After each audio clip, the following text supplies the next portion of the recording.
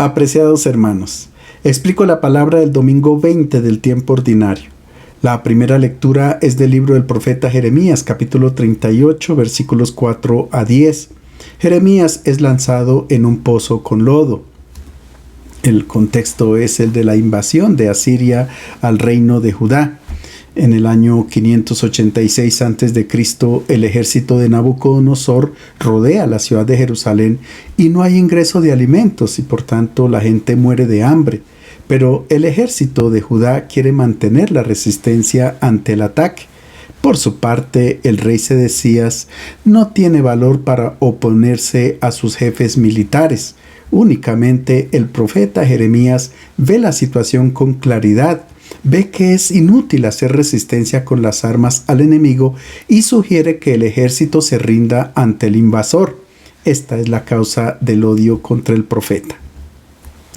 Los dignatarios del rey le dijeron: «Muera ese Jeremías porque está desmoralizando a los soldados que quedan en la ciudad y a todo el pueblo con semejantes discursos. Ese hombre no busca el bien del pueblo sino su desgracia». Respondió el rey Sedecías: «Ahí lo tienen, está en su poder. El rey no puede nada contra ustedes». Ellos se apoderaron de Jeremías y lo arrojaron en el pozo de Malquías, príncipe real, en el patio de la guardia, descolgándolo con sogas. En el pozo no había agua sino lodo y Jeremías se hundió en el lodo. Ebed-Melech salió de palacio y habló al rey: «Majestad, esos hombres han tratado injustamente al profeta Jeremías, arrojándolo al pozo donde morirá de hambre, porque no quedaba pan en la ciudad». Entonces el rey ordenó a Ebed-Melech el nubio: «Toma 3 hombres a tu mando y saquen al profeta Jeremías del pozo antes de que muera». El texto dice que Jeremías se hundió en el lodo que había en el pozo. El profeta se siente abandonado por sus amigos, familiares y aparentemente también por Dios, quien le había asegurado su protección. Es que cuando Dios lo llamó, le dijo: «No tengas temor ante ellos, porque contigo estoy para librarte». Y así es, el Señor interviene por medio de una persona sencilla, Ebed-Melech. Es un extranjero, un africano procedente de Etiopía, que en aquel tiempo prestaba servicio en la corte del rey. Es un hombre valiente que se atreve a hablar al rey y Sedecías lo escucha y por tanto ordena liberar al profeta. Muchos mensajeros de Dios son tratados con crueldad como a Jeremías porque el mensaje que ellos transmiten no agrada a quienes tienen en mano el poder, porque va en contra de sus intereses y ellos intentan opacar a los profetas, los persiguen para que callen y cuando no obedecen buscan eliminarlos. Recordemos la oposición que encontró Pedro anunciando el mensaje de Jesús. Las autoridades de Israel les habían prohibido anunciar la buena nueva a los discípulos. Y Pedro les contesta: «Hay que obedecer a Dios antes que a los hombres». Hoy también se busca callar a los profetas de Dios por medio de la marginación, el desprecio, las amenazas, etc. Por ejemplo, a quienes denuncian injusticias, robos, corrupción, a quienes rechazan la violencia, etc.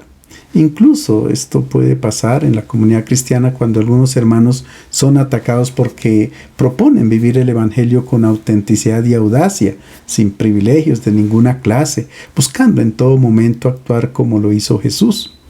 De todos modos, el Señor nunca abandona a sus profetas perseguidos, marginados y arrojados al lodo.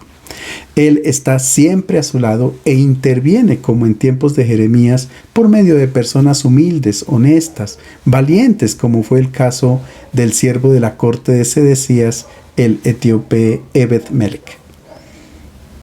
La segunda lectura es de la carta a los Hebreos, capítulo 12, versículos 1 a 4. El autor invita a los cristianos a correr teniendo los ojos fijos en Cristo. Muchos cristianos después del año 70 sufren persecuciones, abusos e injusticias. Hay agresiones, son despojados de sus bienes, encarcelados, tienen miedo de sus propias vidas. Esto hace que muchos quieran abandonar su fe. Es en este contexto en el que el autor de la carta a los Hebreos los anima a seguir adelante. Les dice que es una ocasión privilegiada para demostrar el amor y la fidelidad a Cristo. Nosotros, rodeados de una nube tan densa de testigos, Desprendámonos de cualquier carga y del pecado que nos acorrala. Corramos con constancia la carrera que nos espera, fijos los ojos en el que inició y consumó la fe, en Jesús, el cual, por la dicha que le esperaba, sufrió la cruz, despreció la humillación y se ha sentado a la derecha del trono de Dios. Piensen en aquel que soportó tal oposición por parte de los pecadores y no se desalentarán. Todavía no han tenido que resistir hasta derramar la sangre en su lucha contra el pecado. Nuestro pasaje hace una comparación entre la vida de sacrificio por la que están pasando los cristianos y la competencia que se lleva a cabo en un estadio. Los cristianos son como los atletas que dan testimonio de fuerza y habilidad frente a los espectadores del estadio, que son los grandes personajes del Antiguo Testamento, desde Abraham hasta el último de los profetas. Ahora bien, la meta que se debe alcanzar es Cristo. Por tanto, los cristianos tienen que correr y competir a semejanza del Maestro, y como premio recibirán del Padre la corona de gloria que no se marchita. El Evangelio es de San Lucas, capítulo 12, versículos 49 a 53. Jesús dice a sus discípulos que Él ha venido a traer fuego a la tierra y que en cambio de traer paz ha traído división. Nuestro texto es la continuación del Evangelio del domingo anterior, donde se amonestaba fuertemente a los responsables de animar las comunidades cristianas. Ellos, más que todos, tenían que vigilar para ejercer su servicio de acuerdo con la propuesta del Evangelio y con la opción que habían hecho por Jesús de Nazaret. Si no cumplían con su deber, se hablaba de un castigo y se utilizaba el verbo dicotomeo, que quiere decir dividir, echar fuera. Es decir, ellos tenían que salir del pequeño rebaño. De este modo se producía una división en la comunidad. Es que la palabra de Dios divide, separa, como lo hace una espada de dos filos, como dice la carta a los Hebreos.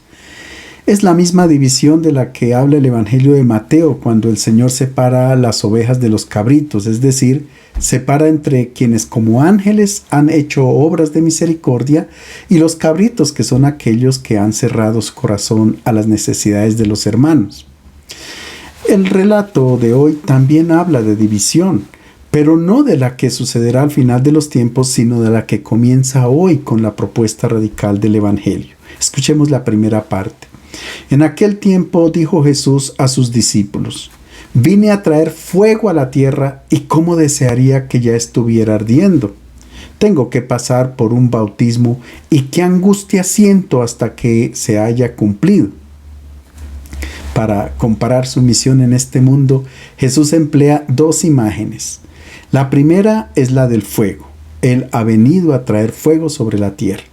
Y la segunda imagen es la del bautismo, que hace referencia al precio que Él tendrá que pagar para llevar a cabo esta misión. Veamos el simbolismo de estas dos imágenes. El fuego ha sido uno de los inventos más grandes del hombre antiguo. Ha sido de grande utilidad en diferentes ámbitos, para cocinar alimentos, para fundir los metales, para calentar el ambiente, etc. Cuando encendemos una hoguera, es inevitable que las llamas capturen nuestra atención y produzcan una cierta emoción interior. El fuego aparece en los mitos y leyendas de muchos pueblos. Para los griegos, Prometeo roba el fuego a los dioses y lo entrega a los hombres para su uso.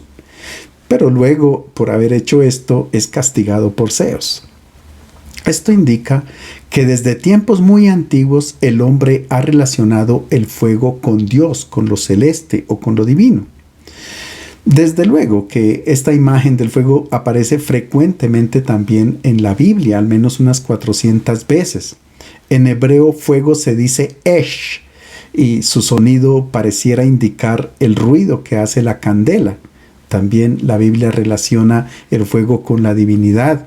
Cuando Abraham hace alianza con Dios, una llama que desciende del cielo abraza el altar donde están las víctimas. En el libro de Job, al relámpago se le llama fuego de Dios que desciende del cielo. Dios le aparece a Moisés mediante una zarza que arde. Luego el Señor acompaña al pueblo de Israel en el camino del desierto por medio de una columna de fuego. Y cuando Moisés sube al monte Sinaí, Dios desciende como fuego. En el libro del Deuteronomio se dice que Dios es un fuego devorador. La presencia de Dios en el hombre también se representa con el fuego. El profeta Jeremías dice que la palabra de Dios es como un fuego ardiente en sus huesos. Él hace esfuerzos para contenerlo, pero no puede. Ahora bien, como el fuego tiene la capacidad de quemar aquello que encuentra, se ha convertido también en signo de purificación. Y es por esto por lo que en la Biblia se emplea el fuego como una imagen que utiliza Dios para eliminar el mal.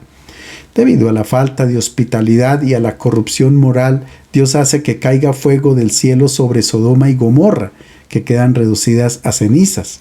Tal vez hubo una erupción volcánica o un terremoto que destruyeron estas aldeas. Recordemos, por otra parte, que al final del diluvio aparece en el cielo el arco iris, símbolo de la paz restablecida entre el cielo y la tierra.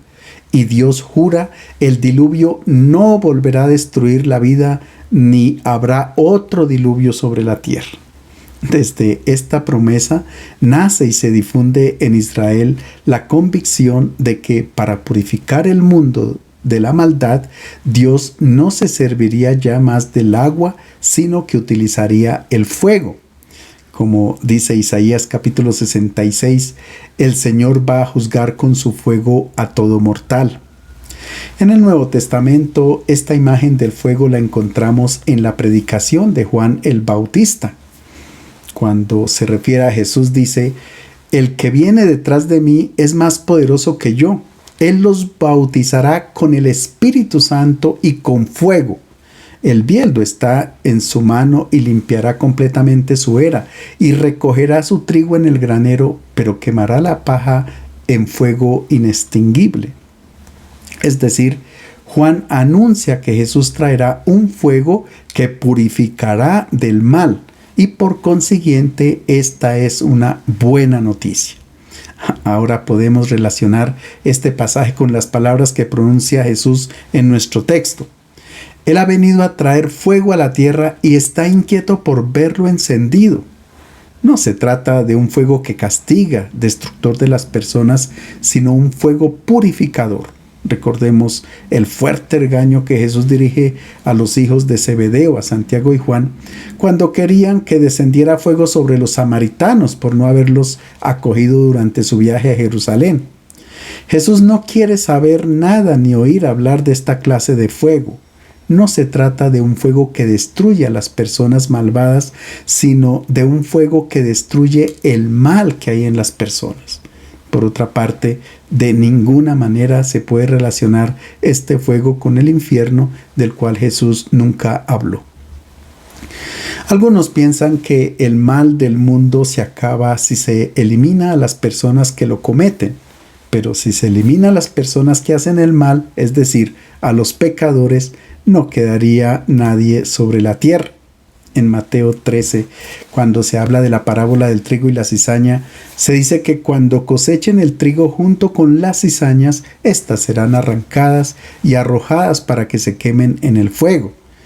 Luego el Hijo del Hombre enviará a sus ángeles, que recogerán de su reino los escándalos y lo que produce la maldad, y se echarán en el horno de fuego.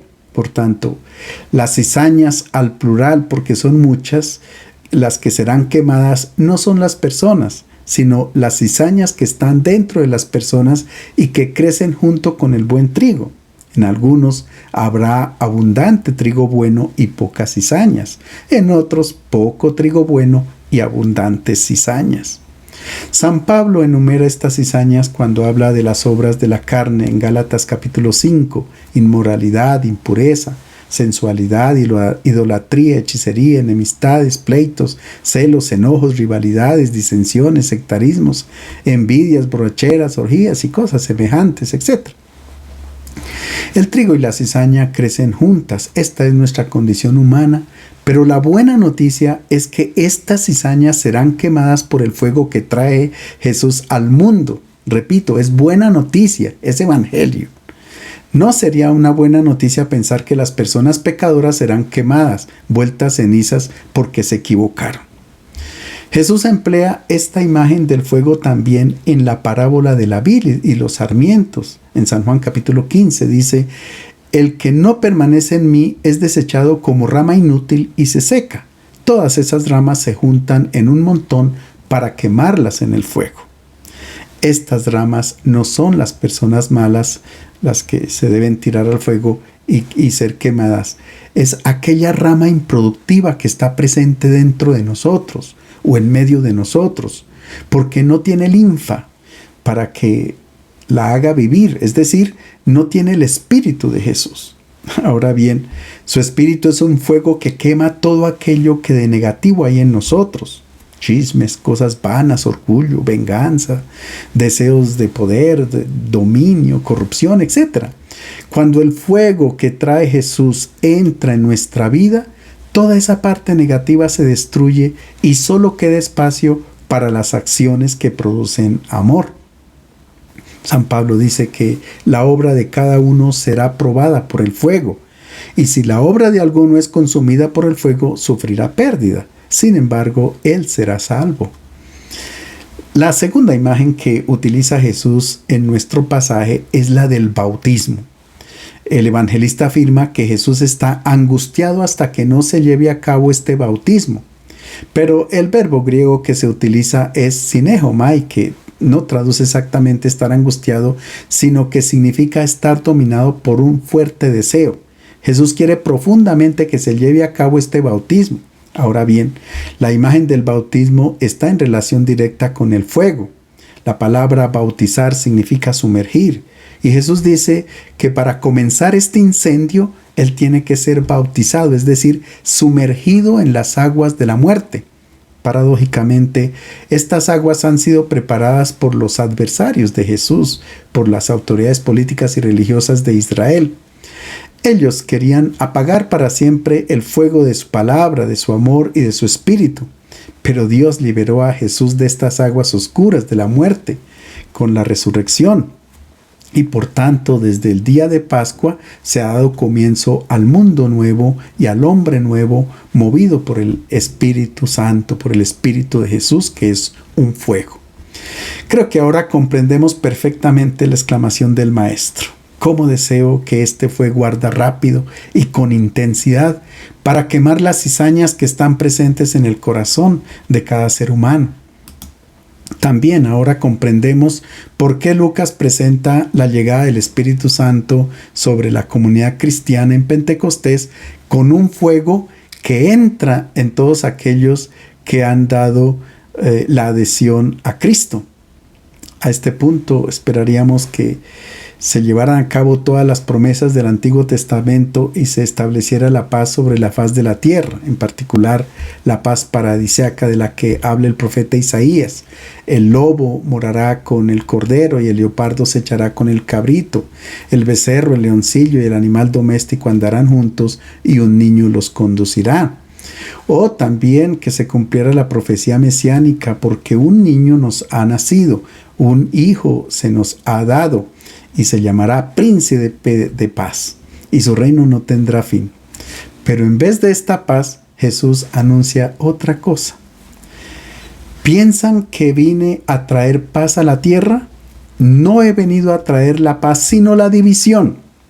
En adelante, en una familia de 5 habrá división, 3 contra 2, 2 contra 3. Se opondrán padre a hijo e hijo a padre, madre a hija e hija a madre, suegra a nuera y nuera a suegra. Al inicio del Evangelio de Lucas, cuando Jesús nació en Belén, unos ángeles se aparecieron a los pastores y alababan a Dios cantando: Gloria a Dios en el cielo y paz en la tierra a todos los que Dios ama. Y en la carta a los Efesios se dice que Cristo es nuestra paz. Pero en nuestro pasaje Jesús habla de división, conflictos causados por su mensaje. Y para describir esta realidad cita al profeta Miqueas, que se lamentaba por la corrupción en Israel. Decía: porque el hijo deshonra al padre, la hija se levanta contra la madre, la nuera contra su suegra, y los enemigos del hombre son los de su propia casa. De esta forma Jesús dice que lo viejo no quiere dar paso a la novedad del Evangelio. El mundo antiguo, representado por el padre, la madre y la suegra, se quiere perpetuar y no quiere dar paso al mundo nuevo, representado por el hijo, la hija y la nuera. Desde el inicio del Evangelio, Lucas ha hablado de la inevitable división que Jesús habría provocado en el mundo. Cuando el anciano Simeón toma al niño en sus brazos, dice a María: este niño está puesto para caída y elevación de muchos en Israel, y para ser señal de contradicción, a fin de que queden al descubierto las intenciones de muchos corazones, y a ti misma una espada te atravesará el alma. Se trata del anuncio de una división muy dolorosa que acontece en el pueblo de Israel entre quienes acogen a Jesús y quienes lo rechazan, como los escribas, los fariseos, los sumos sacerdotes, etc. Pero es interesante que esta profecía esté dirigida a María, porque ella, habiendo sido educada en la tradición de sus padres, junto con José, eran fieles observadores de las tradiciones de su pueblo. Creo que también a ellos les costó bastante acoger la novedad del Evangelio anunciado por su Hijo. San Marcos, en el capítulo 3, trae un episodio que acontece durante el ministerio público de Jesús. Seguramente a Nazaret llegan noticias que preocupan a los familiares de Jesús, porque él está en pleno contraste con las autoridades espirituales del pueblo de Israel. Estos lo han considerado como hereje, poseído por un demonio o que estaba loco. El hecho es que María llega con sus familiares para llevárselo a casa. Esto quiere decir que a ellos también les costó trabajo comprender las enseñanzas de Jesús, pero todo quedó claro después de la Pascua. Por otra parte, cuando Lucas escribe este pasaje, se ha dado cuenta que en su comunidad está presente la división, incluso en el seno de las mismas familias. Es que cuando un judío se convertía al cristianismo, era inmediatamente repudiado por su propia familia y, por supuesto, excluido de la herencia. Esto también pasa hoy. Contaba una vez el señor obispo de Amán, en Jordania, que cuando un musulmán se convertía al cristianismo tenían que sacarlo fuera del país. Pero esta división también ocurre hoy. En primer lugar, en el campo personal, cuando el Evangelio no se queda solamente en los oídos, sino que entra en el corazón, la persona no se queda tranquila.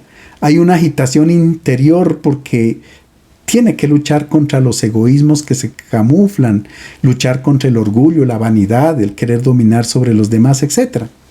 Pero también la división ocurre en el ámbito familiar cuando no hay respeto y comprensión por quienes acogen el Evangelio y quienes aún viven en el mundo antiguo, en el mundo del paganismo. ¿Cuántas discusiones ocurren en el seno de una misma familia por la práctica auténtica del Evangelio? En segundo lugar, esta división aparece también en la sociedad, cuando se fundamenta todo en la competición, acaparar y acumular bienes, las injusticias, el engaño, etc.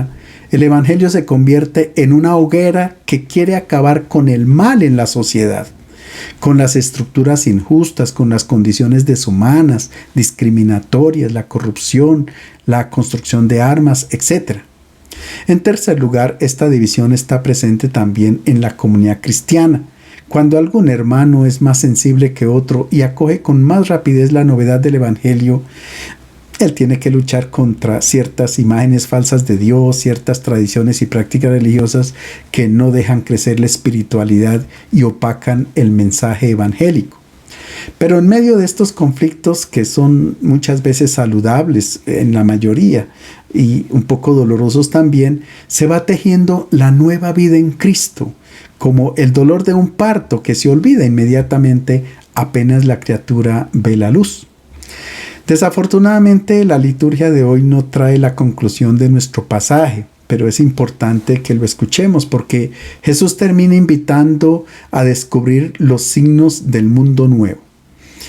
Luego añadió Jesús dirigiéndose a la multitud: cuando ustedes ven que se levanta una nube en el occidente, enseguida dicen va a llover y así sucede.